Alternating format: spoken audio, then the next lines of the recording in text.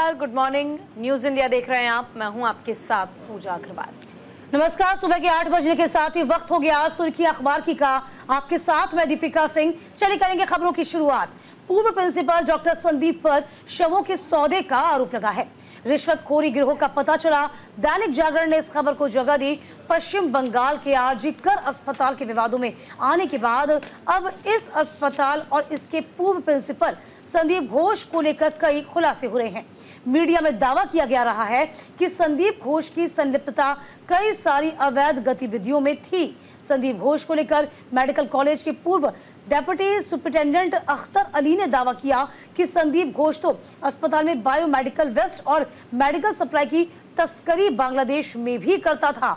बिल्कुल देखिए, और इस खबर में साफ तौर पर इस बात का जिक्र किया गया है कि शवों की तस्करी यानी कि डेड बॉडी की तस्करी की जाती थी। पूर्व प्रिंसिपल पर शवों के सौदे का आरोप लगा है। आरजी कर मेडिकल कॉलेज और अस्पताल के पूर्व उपाधीक्षक डॉक्टर अख्तर अली ने गंभीर आरोप लगाए हैं और साफ तौर पर सीबीआई को भी एक गिरोह का पता चला है जो ट्रांसफर के लिए भारी रिश्वत लेता था, यानी कि बॉडी के ट्रांसफर के लिए पैसे लिए जाते थे। बायोमेडिकल कचरा बिक्री के बाद बांग्लादेश भेजे जाने और छात्रों से वसूली की बात भी सामने आई है। इतना ही नहीं, पूर्व प्रिंसिपल डॉक्टर संदीप घोष से छठे दिन पूछताछ होगी और फिलहाल ममता सरकार ने नए प्रिंसिपल सहित 5 वरिष्ठ अधिकारियों को अब हटा दिया है। तो साफ तौर पर आप देख सकते हैं कि आरजी कर मेडिकल कॉलेज जिसमें एक ट्रेनी डॉक्टर के साथ रेप और उसके बाद हत्या की घटना को अंजाम दिया गया, तो उसके बाद हर दिन चाहे वो आरोपी संजय रॉय हो या फिर आरजी कर मेडिकल कॉलेज हो या फिर प्रिंसिपल ही क्यों ना हो, सबके बारे में पहलू दर पहलू खुलासे हो रहे हैं। और देखिए, कोई पहली मर्तबा नहीं है जब इस तरह के आरोप लग रहे हों आरजी कर मेडिकल कॉलेज में। यदि आप देखेंगे समझेंगे तो इसका इतिहास ही अपने आप में बहुत खराब रहा और यही एक बड़ी वजह भी है कि 2023 में ये भी बताया गया था कि चिंता राज्य सतर्कता आयोग ने इसके समक्ष उठाई थी। जांच में दोषी भी पाए गए लेकिन फिर भी कोई कार्रवाई नहीं हुई। तो फिलहाल देखिए, ये पूरा का पूरा जो संस्थान है, जो मेडिकल कॉलेज है, वो अपने आप ही सवालों के घेरे में खड़ा हुआ है। अब आगे देखना होगा कि क्या जो महिला थी यानी कि जो युवती थी उसको न्याय मिल पाएगा और कितनी जल्दी न्याय मिल पाएगा, ये देखने वाली बात होगी। चलिए आगे बढ़ जाते हैं। तो देखिए, आंदोलन के आगे ममता सरकार झुक चुकी है। प्रचार समेत 3 को हटा दिया है और प्रचार के साथ ही 3 लोगों को हटाया गया है। द टाइम्स ऑफ इंडिया में इस खबर को तरजीह दी गई है। आपको बताते चले कि पश्चिम बंगाल में हुई कोलकाता रेप कांड के बाद जिस तरह से विरोध प्रदर्शन और आंदोलन हुआ, उससे मुख्यमंत्री ममता बनर्जी के नेतृत्व वाली तृणमूल कांग्रेस यानी टीएमसी की सरकार भी झुकती नजर आ रही है।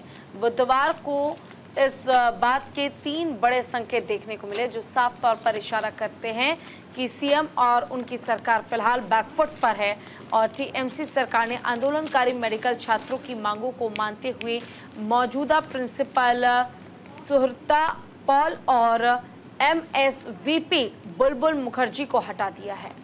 देखिए, इस खबर को टाइम्स ऑफ इंडिया के साथ साथ कई अखबारों ने जगह दी। अमर उजाला ने इस खबर को फ्रंट पेज पर छापा है जिसे हम आप तक पहुंचा रहे हैं।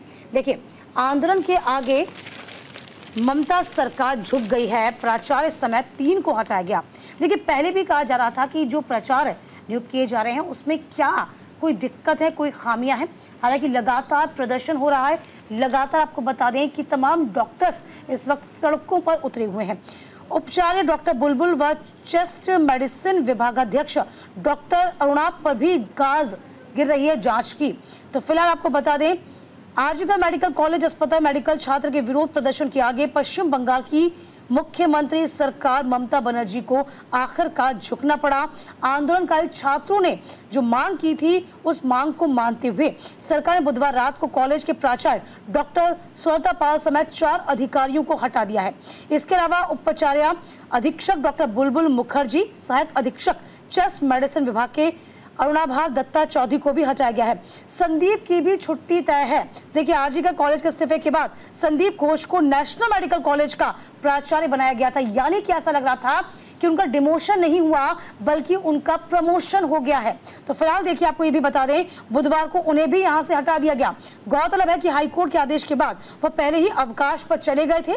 बुधवार को जूनियर डॉक्टरों ने रैली निकालकर विरोध प्रदर्शन करते हुए स्वास्थ्य विभाग को 4 सूत्री मांगों का ज्ञापन सौंपा था। हालांकि जब ये पूरा मामला हम कह सकते प्रकाश में आया था, तब कहीं ना कहीं हाईकोर्ट ने ही इस पूरे मामले का संज्ञान लिया था। कड़ी फटकार आपको याद होगा उस वक्त राज्य सरकार को लगाई गई थी और इसी के साथ साथ तमाम कोलकाता पुलिस को भी लगाई गई थी कि वक्त बीतता जा रहा है, आप हाथ पे हाथ धरे बैठे हुए हैं। एक आरोपी ही अभी तक गिरफ्तार किया गया है और तमाम सवाल, जब सुप्रीम कोर्ट ने स्वतः संज्ञान लिया था, आज से 2 दिन पहले सवाल जवाब किए गए थे, तब सुप्रीम कोर्ट ने पूछा था, तमाम सवाल किए थे कि आखिरकार आपने बिना सोचे समझे कैसे इसको आत्महत्या का मामला करार दे दिया था।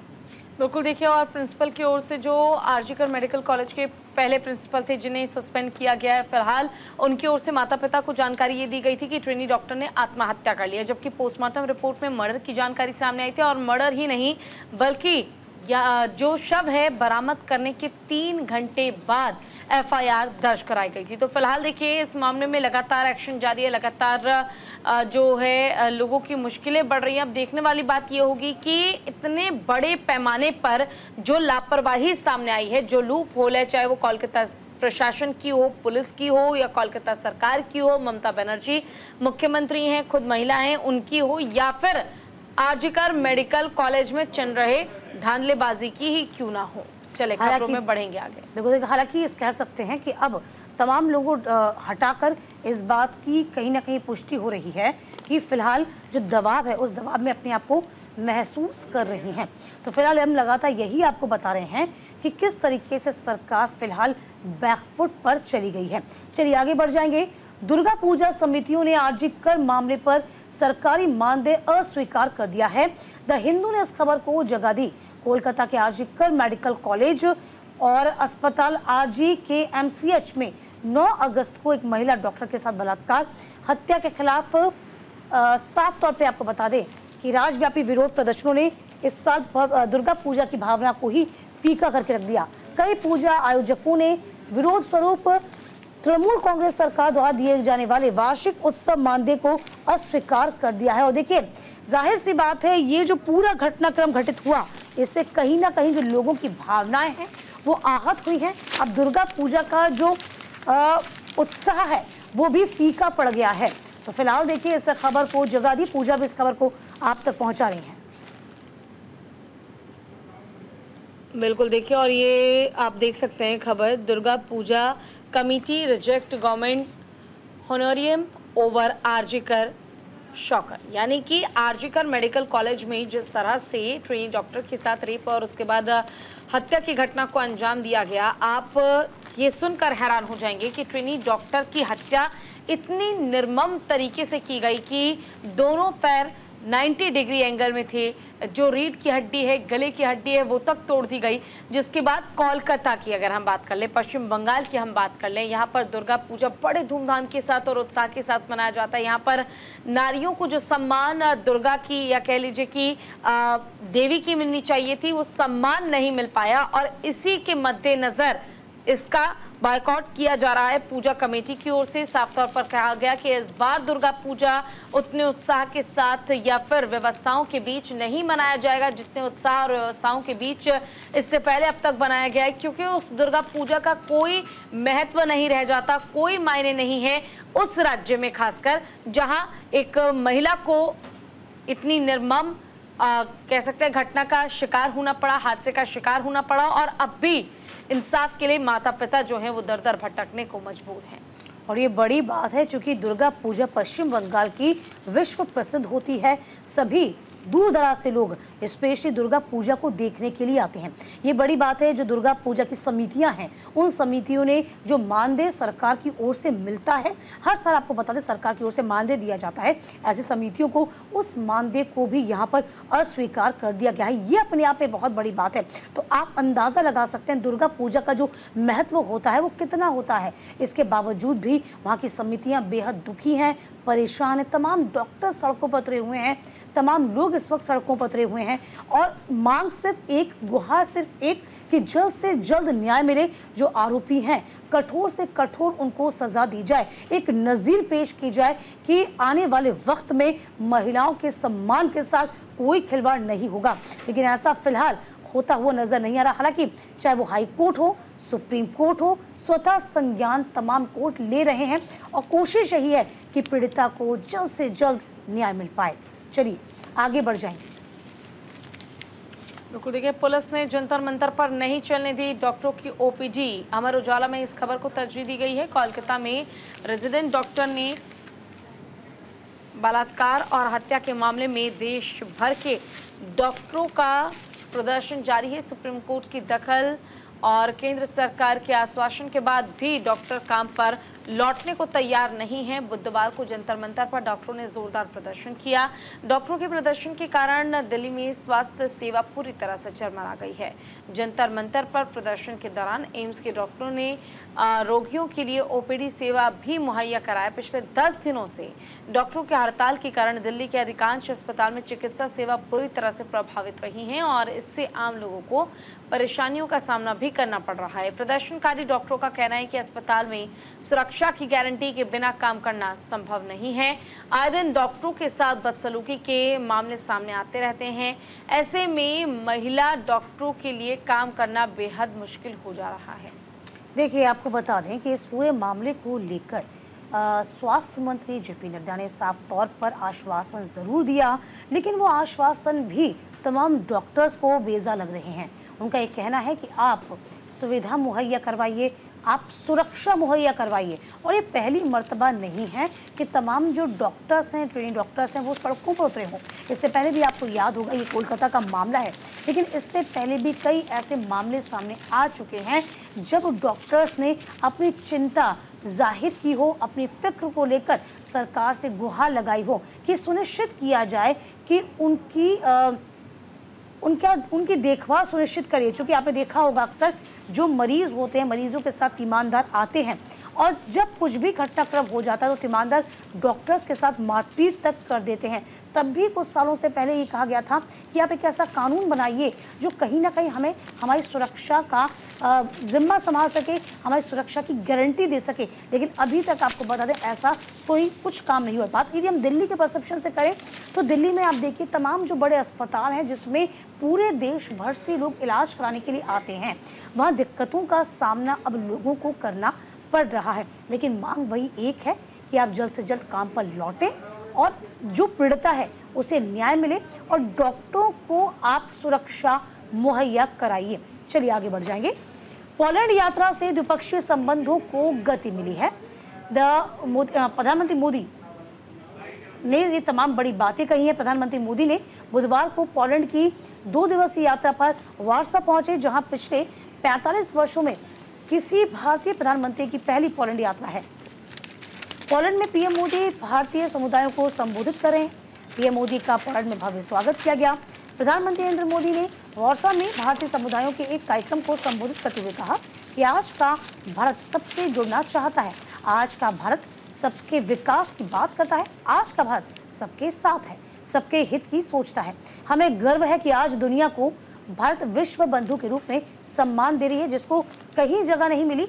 उनको भारत ने अपने दिल और जमीन दोनों जगह पर स्थान दिया। बिल्कुल, देखिए पोलैंड की यात्रा दोनों देशों के बीच द्विपक्षीय संबंधों को प्रदान करेगी गति। प्रधानमंत्री नरेंद्र मोदी ने साफ तौर पर शांति का संदेश दिया और इतना ही नहीं, उन्होंने कहा कि बाकी देशों के साथ संबंध बेहतर करना ही मेरी प्राथमिकता है। 2 दिनों की यात्रा पर वार्सा पहुंचे हैं पीएम मोदी। शुक्रवार को जाएंगे यूक्रेन, यानी कि कल यूक्रेन जाएंगे। 45 साल बाद किसी भारतीय पीएम की ये पहली पोलैंड यात्रा है। 45 साल बाद पोलैंड से यूक्रेन ट्रेन से जाएंगे मोदी, लगेंगे 10 घंटे का समय। वहीं पीएम ने कहा कि भारत यूक्रेन का मित्र उम्मीद है जल्द आएगी शांति। तो देखिए, ये प्रधानमंत्री नरेंद्र मोदी ने यूक्रेन को लेकर कहा है कि उम्मीद है कि जल्द शांति आएगी, लेकिन शांति का इंतजार किया जा रहा है। प्रधानमंत्री नरेंद्र मोदी भारतीय समय अनुसार 6 बजे करीब पोलैंड की राजधानी वार्सा पहुंचे थे और यहां पर 45 साल बाद कोई भारतीय प्रधानमंत्री पहली बार पोलैंड पहुंचा था। पीएम मोदी 3 दिनों की विदेश यात्रा पर पोलैंड और यूक्रेन गए हैं और 21 और 22 अगस्त को पोलैंड में उनका प्रवास होगा और इसके बाद वो 23 सितंबर को कुछ घंटों के लिए यूक्रेन भी जाएंगे। देखिए, अपने आप में बड़ी बात है, क्योंकि यहाँ पर संबंधों को तो मजबूत करना ही है। 45 साल में हम ये कह सकते हैं कि कोई भारतीय प्रधानमंत्री पोलैंड के दौरे पर पहुंचा हो और इसी को लेकर इस दौरे के कई मायने निकाले जा रहे हैं। कहा जा रहा है, इस तरीके से कहा गया कि देखिए, हम आगे अपने संबंध तो मजबूत कर रहे हैं, साथ ही तमाम बड़ी बातें भी की। 2047 तक विकसित देश बनने की ओर हम आगे अग्रसर हैं। हम मेडिकल की 45,000 सीटें बढ़ाने पर काम कर रहे हैं। दुनिया की तीसरी अर्थव्यवस्था बनना अब दूर नहीं, हमने 25 करोड़ लोगों को गरीबी से बाहर निकाला है और तमाम बड़ी बातें प्रधानमंत्री मोदी कहते और करते नजर आए हैं। बिल्कुल, देखिए, और तस्वीर भी जो है वो अखबार में बड़ी प्रमुखता से छापी गई है, क्योंकि कहीं ना कहीं बेहतर संबंध बाकी देशों के साथ होना, ये इस ओर एक इशारा है या कह लीजिए एक संकेत है कि रोजगार के अवसर और बढ़ेंगे। यहाँ पर जो तमाम विदेशी कंपनियां हैं वो निवेश करने के लिए भी तैयार होगी। बहरहाल, खबरों में बढ़ते आगे, आंध्र प्रदेश के फार्मा प्लांट में रिएक्टर विस्फोट हो गया है और जिसके बाद 17 श्रमिकों की जान चली गई है। तो इस वक्त की बड़ी और अहम जानकारी हम आपको दे रहे हैं। आंध्र प्रदेश के अनकापल्ली के अच्युतापुरम में विशेष आर्थिक क्षेत्र में मध्यवर्ती रसायन और दवा सामग्री बनाने वाले एक संयंत्र में बुधवार को रिएक्टर विस्फोट के बाद लगी आग और 18 श्रमिक उसमें जलकर मौत के शिकार हो गए। 20 अन्य झुलस गए। 4 मंजिला इमारत की पहली मंजिल से स्लैब के मलबे के नीचे दबे कई श्रमिकों के शव फंसे होने की आशंका है और इसलिए मृतकों की संख्या बढ़ने की संभावना है। देखिए, इमारत में ऐसी एंटिया एडवांस्ड साइंसेज प्राइवेट लिमिटेड है। कुछ श्रमिकों के शव कंपनी परिसर में कुछ दूर पड़े हुए थे, बिखरे पड़े थे। इलाके में घना धुआं छाया हुआ था। अनकापल्ली और विशाखापट्टनम से 10 दमकल की गाड़ियां, विभिन्न फार्मा इकाइयों से कुछ गाड़ियां मौके पर पहुंची। राष्ट्रीय आपदा प्रतिक्रिया बल की 2 टीमों को भी तैनात किया गया। कर्मियों ने तीसरी मंजिल पर फंसे श्रमिकों को बचाया। देखिए, इस खबर को जगह दी गई है टाइम्स ऑफ इंडिया में। 17 dies in the chemical blast at the Andhra Pradesh unit. ये वाकई बहुत बड़ा हादसा है। Toll the likely to rise as the workers feared the trapped in the debris, यानी कि injured workers being taken for the medical assistance. देखिए, काफी घायल हुए हैं। एटलीस्ट 17 वर्कर्स वर किल्ड, मारे गए। 15 workers is injured, several of them the serious in the chemical reactor blast.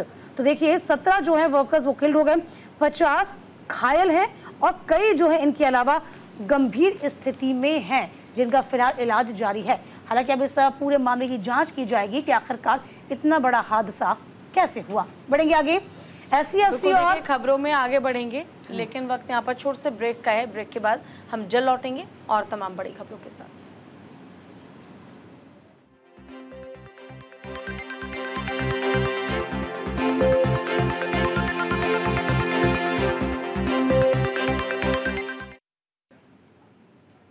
Welcome back. बढ़ेंगे खबरों में आगे।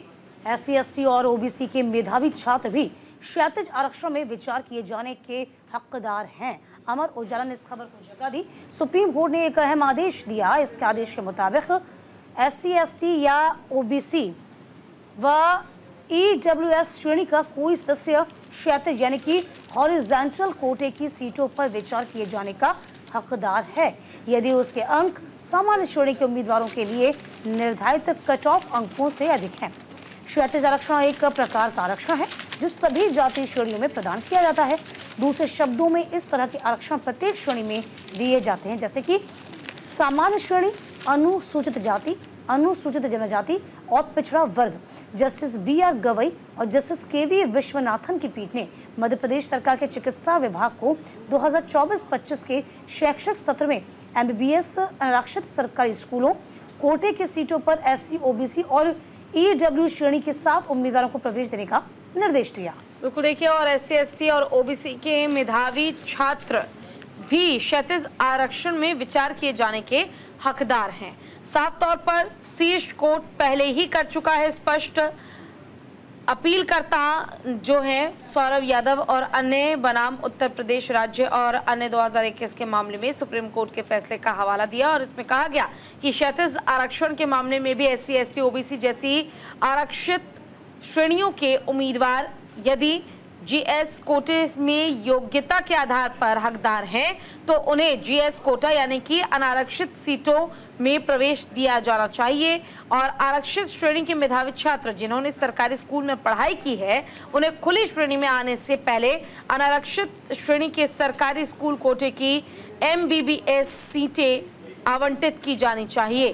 तो इन बातों का देखिए जिक्र किया गया है। साफ तौर पर कह सकते हैं सुप्रीम कोर्ट ने कहा कि अनुसूचित जाति जनजाति यानी कि SC, ST या फिर OBC, EWS श्रेणी के किसी भी सदस्य के अंक सामान्य श्रेणी के उम्मीदवारों के निर्धारित कट ऑफ अंकों से अगर अधिक हैं तो फिर ऐसे में क्षैतिज आरक्षण का सीट पर विचार किए जाने का हकदार है। और इस व्यवस्था के साथ जस्टिस BR गवई और जस्टिस KV विश्वनाथ की पीठ ने मध्य प्रदेश के चिकित्सक शिक्षा विभाग को 2024-25 के शैक्षणिक सत्र में MBBS अनारक्षित सरकारी स्कूल कोटे की सीटों पर SC, OBC और EWS श्रेणी के 7 छात्रों को प्रवेश देने के साफ तौर पर निर्देश दिए हैं।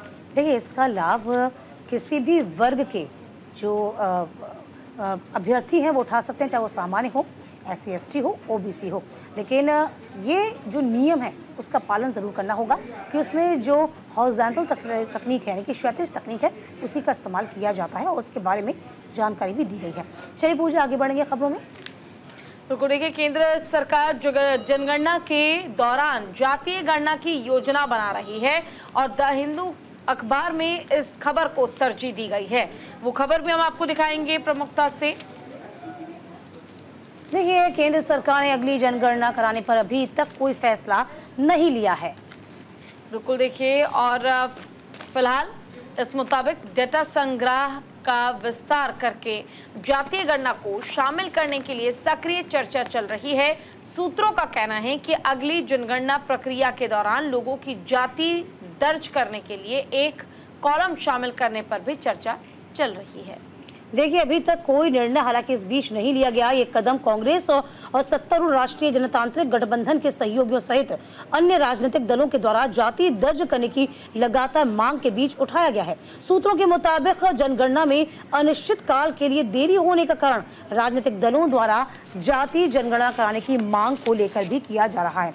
फिलहाल देखिए, ये बड़ी बात है, ये बड़ी खबर भी है, क्योंकि साफ तौर पे आपको बता दें जिसमें कहा गया है कि a column on the case is the survive from is being considered, says a top government source. Move comes amid the president demands for the Congress and other parties to the conduct such as the exercise. तो फिलहाल देखिए, अब जातिगत जनगणना की बात सामने आई है। फिलहाल इस मामले पे आगे क्या कुछ होगा ये देखने वाली बात होगी। चलिए आगे बढ़ जाएंगे। क्रीमी लेयर मुद्दे पर बिहार में ट्रेन को रोका गया। यूपी और मध्य प्रदेश में तोड़फोड़ की खबर आई। अमर उजाला ने इस खबर को जगह दी। SC, ST आरक्षण में उपवर्गीकरण व क्रीमी लेयर निर्धारण को लेकर जो विरोध है वो नजर आया था। सुप्रीम कोर्ट के फैसले के विरोध में बुधवार को आयोजित विपक्षी दलों का भारत बंद का बिहार और झारखंड समेत सीमित असर देखने को मिला। आदिवासी इलाकों में भी जनजीवन प्रभावित जरूर हुआ। उधर उत्तर प्रदेश, मध्य प्रदेश, राजस्थान व उड़ीसा समेत ज्यादातर इलाकों में राज्यों में इसका खासा असर फिलहाल दिखाई नहीं दिया। बिल्कुल देखिए, क्रीमी लेयर मुद्दे पर बिहार में ट्रेनें रोकी गई हैं और लाठीचार्ज किया गया। यूपी और मध्य प्रदेश में तोड़फोड़ की गई है। इसके बाद ये तस्वीर भी आप देख सकते हैं यहाँ पर, और इस खबर को भी प्रमुखता से छापा गया है। क्या खबर है बता दें आपको। बिहार, झारखंड और उड़ीसा में दिखा असर, ज्यादातर राज्यों में प्रदर्शन तक सीमित रही। अनुसूचित जाति और जनजाति आरक्षण से क्रीमी लेयर को अलग करने के मुद्दे पर देश भर में बंद का मिला जुला असर नजर आया। बिहार में प्रदर्शनकारियों ने ट्रेन रोकी तो पटना में उन पर पुलिस ने लाठीचार्ज कर दिया। 9 प्रदर्शनकारियों को गिरफ्तार किया गया। बिहार के दरभंगा और बक्सर रेलवे स्टेशन पर रेल सेवाएं बाधित की गई और पटना, हाजीपुर, दरभंगा, जहानाबाद के साथ ही बेगूसराय जिले में सड़क जाम किया गया। जहानाबाद जिले में राष्ट्रीय राजमार्ग 83 पर प्रदर्शनकारियों और सुरक्षा कर्मियों के बीच झड़प हुई। यहां से 5 लोगों को हिरासत में लिया गया। छत्तीसगढ़, झारखंड, महाराष्ट्र, उड़ीसा और राजस्थान सहित कई राज्यों के आदिवासी बहुल इलाकों में बंद के दौरान जीवन अस्त व्यस्त नजर आया। और देखिए बड़ी बात यह है, हम बता रहे हैं, तस्वीर में आपको दिखाई रही थी कि किस तरीके से लाठीचार्ज यहाँ पर करना पड़ा। बिहार में बच्चों से भरी थी एक स्कूल बस। जरा इस खबर को आप समझिए। बिहार के कई शहरों में हिंसा की घटना हुई, जिसमें गोपालगंज में जलते टायरों के ऊपर से बच्चों से भरी स्कूल बस को गुजारना पड़ा, लेकिन पुलिस ने आग को बुझा लिया, बस को जलने से रोक लिया गया। तो अनुसूचित जाति यानी कि कोटे के अंदर कोटे को लेकर जो फैसला कहीं ना कहीं सुप्रीम कोर्ट ने सुनाया था, उसका लगातार विरोध किया गया। कहा गया था कि आप देखिए, जो क्रीमी लेयर है उनको स्वतः ही अपना आरक्षण छोड़ देना चाहिए और कोटे के अंदर कोटे का आरक्षण का प्रावधान अब करना चाहिए, जिससे कि 70 साल हो गए हैं वो समाज आज भी वंचित है, जिनको इसका लाभ नहीं मिल पा रहा। ये सुप्रीम कोर्ट का कहना था, लेकिन इसका विरोध तमाम पार्टियों ने किया। यही बड़ी वजह भी थी कि बसपा ने भी इसका पुरजोर विरोध किया। कल यहाँ पे भारत बंद का आह्वान किया गया था और तमाम 7 राज्य, जिसको हमने गिनाया अभी, 7 ऐसे राज्य थे जिसपे इसका सीधा सीधा असर पड़ा है। फिलहाल देखिए, बैकफुट पर कहीं ना कहीं बीजेपी भी आ सकती है। अब देखना ये होगा कि अभी तक इस पूरे मुद्दे को लेकर बीजेपी ने अपने पत्ते खोले नहीं हैं और केंद्र सरकार ने अभी कुछ कहा नहीं है। हालांकि हम ये कह सकते हैं पूजा कि हिंदी बेल्ट में इसका विरोध जरूर किया जाए, लेकिन जैसे जैसे आप साउथ की ओर बढ़ेंगे ना, वहां इसका विरोध नहीं हो रहा है। बिल्कुल, देखिए, और आरक्षण के अंदर आरक्षण मिलना और इसको लेकर मांग करना वाकई ये कई सवाल खड़े कर रहा है। अब फिलहाल जब आरक्षण के अंदर आरक्षण यानी कोटे पे कोटा देने से इनकार किया गया है और इस पर फैसला आना है, तो इस बीच जो तमाम लोग हैं या कह लीजिए कि छात्र हैं, प्रदर्शनकारी हैं, वो लगातार विरोध कर रहे हैं, प्रदर्शन कर रहे हैं और इस फैसले को स्वीकारने से साफ इनकार किया जा रहा है। बहरहाल खबरों में बढ़ेंगे आगे और रुक करेंगे हम अगली खबर का। चंपई सोरेन ने कहा कि वो नई राजनीतिक पार्टी बनाएंगे और दलितों के लिए आवाज उठाएंगे और नव भारत टाइम्स में इस खबर को तरजीह दी गई है। झारखंड मुक्ति मोर्चा के नेता और झारखंड के पूर्व मुख्यमंत्री चंपई सोरेन ने बुधवार को घोषणा की है कि नई राजनीतिक पार्टी बनाएंगे और नई राजनीतिक पार्टी बनाने के साथ ही पूरी कोशिश उनकी रहेगी कि अपने इस नए राजनीतिक पार्टी को सफल कर सके। हालांकि आपको बता दें कि अपने गृह जिले सरायकेला खरसावा में एक सभा को संबोधित करते हुए श्री चंपई सोरेन ने कहा, मैंने तय किया है कि मैं राजनीति से संन्यास नहीं लूंगा, मैं अपनी खुद की राजनीतिक पार्टी बनाऊंगा। इसके साथ ही अगर मुझे कोई ऐसा दोस्त मिला तो आदिवासी और दलितों के हितों की बात जरूर करूंगा। देखिए, आपको बता दें, याद होगा कि बीते पिछले कुछ दिनों में किस तरीके से कहा जा रहा था कि चंपई सोरेन जब मिलने जा रहे हैं, दिल्ली का दौरा कर रहे हैं, तभी माना जा रहा था कि चंपई सोरेन को बीजेपी तोड़ने की कोशिश करी है। ऑपरेशन लोटस जो है वो झारखंड में चलाने की कोशिश करी और कहा भी ये जा रहा था कि चंपई सोरेन बहुत जल्द जो है बीजेपी में शामिल हो सकते हैं। लेकिन कल चंपई सोरेन जैसे मुलाकात करके बाहर निकलते हैं, उन्होंने सभी को चौंका दिया। शाम होते होते उन्होंने कह दिया कि वह नई पार्टी का ऐलान करेंगे। तो फिलहाल आपको और भी बता देते हैं इस बारे में। झारखंड के पूर्व सीएम रह चुके हैं, गठबंधन के दरवाजे खुले हैं। ये कहा, दिल्ली से लौटने के दूसरे दिन की 3 जनसभाएं की, लोगों से समर्थन की मांग की है। तो फिलहाल झामुमो झारखंड मुक्ति मोर्चा छोड़कर भाजपा में जाने की चर्चाओं के बीच झारखंड के पूर्व मुख्यमंत्री चंपई सोरेन ने नई पार्टी बनाने का ऐलान कर दिया। दिल्ली में 3 दिन कैंप कर गृह क्षेत्र लौटे और उसी दिन 3 सभाओं को भी संबोधित किया है। सरायकेला जिले में स्थित अपने पैतृक गांव जिंजलगोड़ा और पड़ोस के पोटका और महुल हीड में भी संबोधित किया। फिलहाल देखिए क्या कुछ कहा है कि झामुमो की चर्चा करते हुए चंपई ने कहा कि गुरुजी शिबू सोरेन के बाद मैं पार्टी का सबसे वरीय नेता हूं, इसके बावजूद मेरा अपमान हुआ, ये चंपई सोरेन का कहना है। झामुमो से विदा ले चुका हूं, अब मैं किसी के कहने पर झामुमो वापस नहीं जाऊंगा। तो फिलहाल झामुमो के विधायकों को नहीं तोड़ूंगा, जब मांगेंगे इस्तीफा दूंगा। तो फिलहाल अब ये जो राजनीति है वो गर्मा रही है झारखंड में। अब देखने वाली बात ये होगी कि क्या इसका असर झारखंड मुक्ति मोर्चा पर पड़ेगा या फिर नहीं। चलिए अब आगे बढ़ते हैं और रुक करते हैं अगली खबर का, जहां हर कोई जनता के हित में बात कर रहा है, मैं कुछ नहीं था और तब मैं आदिवासी था, ये चंपई सोरेन की ओर से कहा गया था। अगली खबर आपको बता दें, 4 बीजेपी पार्षद 15 दिन के लिए निलंबित कर दिए गए हैं। दैनिक भास्कर में इस खबर को तरजीह दी गई है। दिल्ली में अब जलभराव की समस्या पर राजनीति जोर पकड़ने लगी है और इस मसले को लेकर विपक्ष जो है वो भी सरकार को घेरने का काम कर रही है। आपको बताते चले, दिल्ली में अब जलभराव की समस्या पर राजनीतिक जो उठापटक है वो काफ़ी बढ़ गई है। इस मसले को लेकर विपक्षी पार्टी बीजेपी ने मेयर पर हमला बोल दिया है। एमसीडी की बैठक में बीजेपी पार्षद ने जमकर हंगामा किया और इसके बाद मेयर ने बीजेपी के 4 पार्षदों को निलंबित भी कर दिया। बता दें कि दिल्ली नगर निगम के सदन के बाहर विरोध प्रदर्शन के बाद विपक्षी बीजेपी पार्षद ने सदन की कार्यवाही शुरू होते ही हंगामा शुरू कर दिया। बिल्कुल, देखिए 4 भाजपा पार्षद 15 दिन के निलंबित किए गए हैं। तस्वीर ज़रा आप देखिए, तस्वीरों के जरिए आप समझ पाएंगे कितना हो हंगामा यहाँ पर हो रहा हो। एमसीडी की बैठक थी, फिर हंगामे की भीड़ चढ़ी। चूँकि आपने देखा होगा जब भी एमसीडी की बैठक होती है दिल्ली में, वह प्रॉपर तरीके से नहीं हो पाती और हर मर्तबा वह हंगामे की भीड़ चढ़ जाती है। 4 भाजपा पार्षद 15 दिन के निलंबित हो चुके हैं। तस्वीर जरा हम आपको दिखा रहे हैं। उसके अलावा जानकारी भी दे दें आपको, भाजपा जलभराव से लेकर जलापूर्ति सफाई के मुद्दे को तरजीह दी थी, इसे बेबाकी के साथ उठाया था और आपको इसमें घेरने की कोशिश की थी। वो 4 पार्षद जिनके नाम भी हम आपको बता देते हैं। पार्षद का नाम है अमित नागपाल जो कि पीतमपुरा वार्ड से आते हैं। दूसरे हैं गजेंद्र दराल जो कि मुंडका से आते हैं। इसके अलावा पंकज लूथरा जो कि झिलमिल से आते हैं। इसमें रविंद्र नेगी विनोद नगर से हैं। तो सदन में पहले ही आपके पार्षद निगमायुक्त के खिलाफ नारे की लेकर तख्तियां लेकर बैठे थे। इससे साफ जाहिर होता है कि आपकी मंशा सदन चलाने की नहीं थी। ये नेता प्रतिपक्ष एमसीडी का साफ तौर पर कहना है। बिल्कुल, देखिए, और इसको लेकर बीजेपी पार्षद वेल में आ गए और उन्होंने नारेबाजी शुरू कर दी, जिस कारण 15 पार्षदों को सस्पेंड किया गया। दरअसल निगम की बैठक 2 बजे बुलाई गई थी, लेकिन मेयर शैली ओबराय सदन में 2:45 पर पहुंचे। इसको लेकर बीजेपी पार्षद ने जमकर हंगामा किया और पार्षदों के हंगामे को देखते हुए स्थिति काफी आउट ऑफ कंट्रोल हो गई, जिस कारण 15 पार्षदों को सस्पेंड किया गया है बीजेपी के। और ये पहली मर्तबा नहीं है पूजा जब एमसीडी की कोई भी बैठक जो है सुचारू रूप से काम नहीं कर पाती और एक बार फिर से एमसीडी की जो मीटिंग है वो हंगामे की भीड़ चढ़ गई, जिसमें 4 पार्षद 15 दिन के लिए निलंबित किए गए भाजपा के। चलिए आगे बढ़ जाएंगे। हरियाणा के चुनावी अखाड़े में उतरेंगे दिल्ली के 7 सांसद। अमर उजाला ने इस खबर को जगह दी। हरियाणा विधानसभा चुनाव के लिए उतरेंगे, इसे लेकर भाजपा अब अपनी रणनीति तैयार कर रही है। तो फिलहाल आपको बता दें कि यहाँ पर रणनीति तैयार की जा रही है। साफ तौर पर अमर उजाला ने इस खबर को जगह दी है।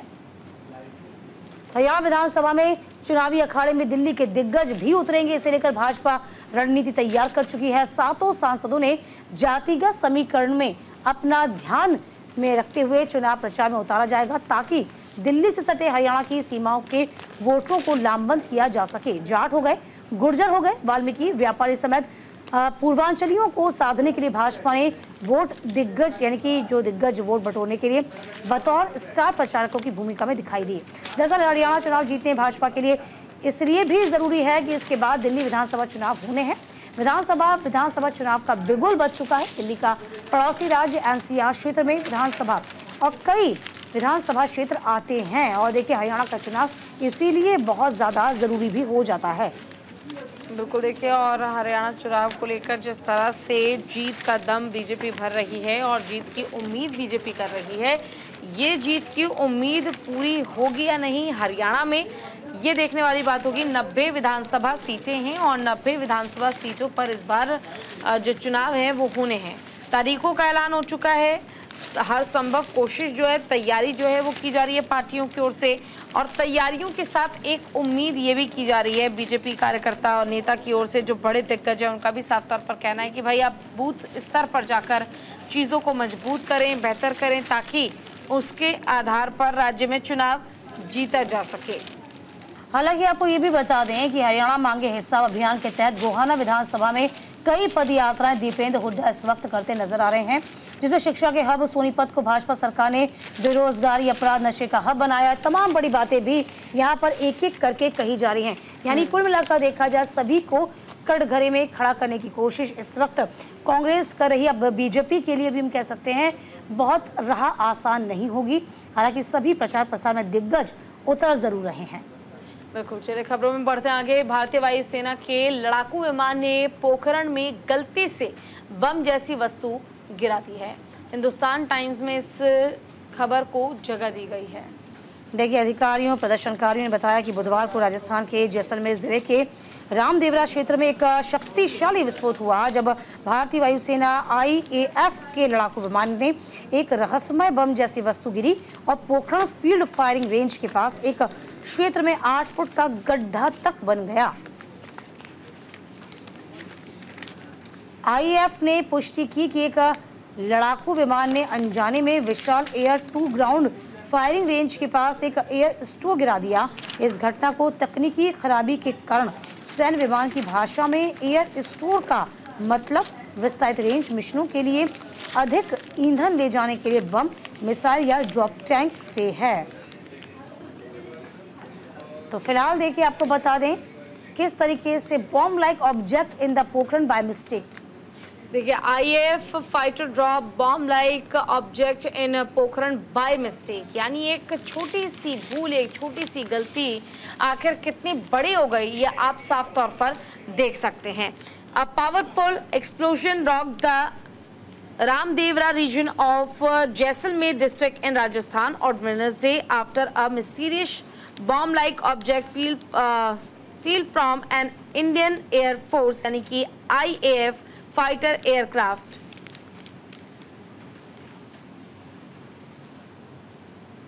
राजस्थान के जैसलमेर जिले के रामदेवरा क्षेत्र में शक्तिशाली विस्फोट हुआ। तस्वीर भी हम आपको दिखा रहे हैं।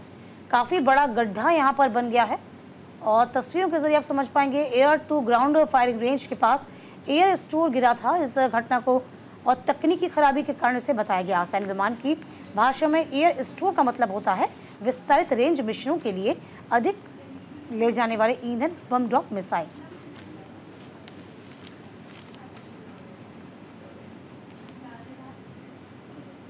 और इसी बीच एक बड़ी खबर आ रही है। एयर इंडिया एक्सप्रेस की फ्लाइट में बम की खबर है। मुंबई तिरुवनंतपुरम फ्लाइट में बम की धमकी। तिरुवनंतपुरम एयरपोर्ट पर अलर्ट जारी कर दिया गया है। देखिए, फ्लाइट को आइसोलेशन में रखा गया है। एयरपोर्ट पर विमान को खाली कराया गया है। एक बार फिर से बम होने की सूचना मिली है। एयरलाइंस के भीतर फ्लाइट को आइसोलेशन में इस वक्त रखा गया, विमान को खाली करा लिया गया है। इस वक्त की बड़ी खबर आपको बता रहे हैं। बिल्कुल देखिए, और एयर इंडिया एक्सप्रेस की फ्लाइट में बम की खबर के बाद हड़कंप मच गया। मुंबई तिरुवनंतपुरम फ्लाइट में बम की धमकी मिली है। तिरुवनंतपुरम एयरपोर्ट पर अलर्ट जारी कर दिया गया है ताकि किसी तरह की कोई अव्यवस्था ना हो। फ्लाइट को आइसोलेशन में रखा गया है और साथ ही साथ एयरपोर्ट पर विमान को खाली भी करा दिया गया है। जो तमाम लोग हैं, जो यात्री थे, जो यात्रा करने के लिए पहुंचे थे एयरपोर्ट पर, उन्हें भी वहां से भेज दिया गया है। फ्लाइट को पूरी तरह से खाली कराया गया ताकि किसी भी तरह का कोई अप्रिय घटना न हो जाए। तिरुवनंतपुरम एयरपोर्ट पर भी अलर्ट जारी कर दिया गया है। देखिए, कोई पहली मर्तबा नहीं है। इससे पहले भी फ्लाइट में बम की सूचना पिछले कई महीनों से दी जा रही है। आपको याद होगा कि दिल्ली NCR में स्कूलों में भी बम रखने की सूचना दी गई थी। हालांकि वो खबर जो थी वो बेमानी साबित हुई थी। और देखिए, अब जो खबर आई है, अल सुबह की खबर, जब मुंबई और तिरुवनंतपुरम फ्लाइट में बम की खबर आई, हड़कंप मचा। फिलहाल एयरपोर्ट पर अलर्ट जारी कर दिया गया है।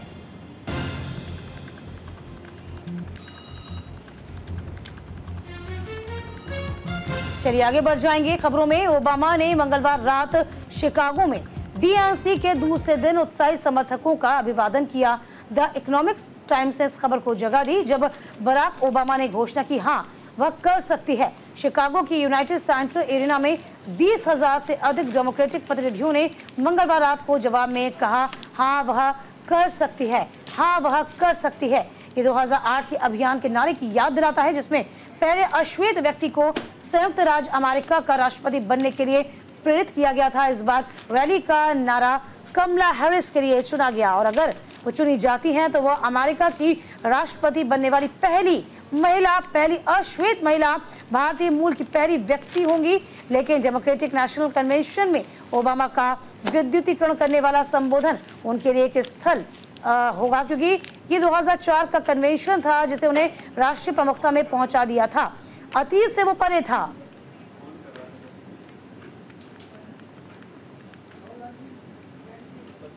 बिल्कुल देखिए, और ये आप देख रहे हैं खबर जिसमें साफ तौर पर जो बराक ओबामा है उन्होंने ये डिक्लेयर कर दिया है, yes she can. Over 20,000 democratic delegates in Chicago United Center arena chanted back on Tuesday night, yes she can do it, वो कर सकती है। It was a reminder of the campaigning slogan in 2008 that propelled the first black man to be the president of the United States। यानी साफ तौर पर ये कहा गया कि हाँ वो कर सकती है। ये 2008 में सबसे पहला नारा था बराक ओबामा का। The rallying cry this time was for Kamala Harris, who is elected will be the first woman, the first black woman and the first person of India destined to become America's president। देखिए कमला Harris को लेकर ये बयान Barack Obama ने दिया है। Barack Obama ने अपना उदाहरण देते हुए, अपना समय याद करते हुए ये रियलाइज कराया, ये बताया कि हाँ कमला हैरिस कर सकती हैं और अगर उन्हें चुन लिया जाता है अमेरिका की जनता की ओर से तो वो सबसे पहली भारतीय ऐसी महिला होंगी जो अमेरिका को रूल करेंगी, अमेरिका की राष्ट्रपति बनेंगी। देखिए 2008 में नारा अपने लिए दिया गया था। पहले अश्वेत व्यक्ति को संयुक्त राज्य अमेरिका का राष्ट्रपति बनने के लिए प्रेरित किया गया था। इस बार जो नारा दिया गया रैली में वो कमला हैरिस के लिए है। यदि वो चुनी जाती हैं तो जैसे ही पूजा भी बता रही हैं और हम आपको सभी को पता है वो अमेरिका की पहली महिला राष्ट्रपति हो जाएंगी, पहली अश्वेत महिला होंगी, भारतीय मूल की पहली वो व्यक्ति होंगी। लेकिन डेमोक्रेटिक नेशनल कन्वेंशन में ओबामा का जो विद्युतीकरण करने वाला यानी कि जील देने वाला जो संबोधन था उनके लिए एक विशेष स्थल, क्योंकि 2004 का वो कन्वेंशन ही था जिसमें उन्हें राष्ट्रीय प्रमुखता में पहुंचा दिया गया था। अतीत से वो परे था। तो वाकई में ये जो भाषण है वो अपने आप में बहुत जील करने वाला है और कमला हैरिस के लिए कितना बेनिफिशियल होगा ये देखने वाली पूजा बात होगी, क्योंकि कह सकते हैं कि ये पहली अश्वेत महिला होंगी जो यदि बतौर प्रधानमंत्री राष्ट्रपति चुन ली जाती हैं तो अपने आप में इतिहास में दर्ज उनका नाम हो जाएगा। बिल्कुल देखिए, और इतना ही नहीं बल्कि कमला हैरिस के लिए आप ये समझिए कि किस तरह से पूर्व राष्ट्रपति जो हैं बराक ओबामा अमेरिका के, वो उनको सपोर्ट कर रहे हैं, वो उन पर बिलीव दिखा रहे हैं, भरोसा जता रहे हैं कि कमला हैरिस कर सकती हैं और अगर ये हो जाता है तो वो पहली भारतीय महिला ऐसी होंगी जो अमेरिका को रूल करेंगी और अमेरिका के राष्ट्रपति बनेंगी। लेकिन कहीं ना कहीं बड़ी बात यह है कि जो भरोसा दिखाया गया है, जो भरोसा जताया गया है कमला हैरिस पर, तो कहीं ना कहीं वो क्वालिटी कमला हैरिस में ज़रूर है जिसने बराक ओबामा को अपनी तरफ आकर्षित किया है और आखिरकार उन्हें मजबूर किया इस तरह का बयान देने पर। चलिए इसी के साथ सुर्खियां अखबार की में आज के लिए बस इतना ही। हम कल फिर हाजिर होंगे तमाम खास खबरों के साथ। आप देखते रहिए न्यूज़ इंडिया। नमस्कार।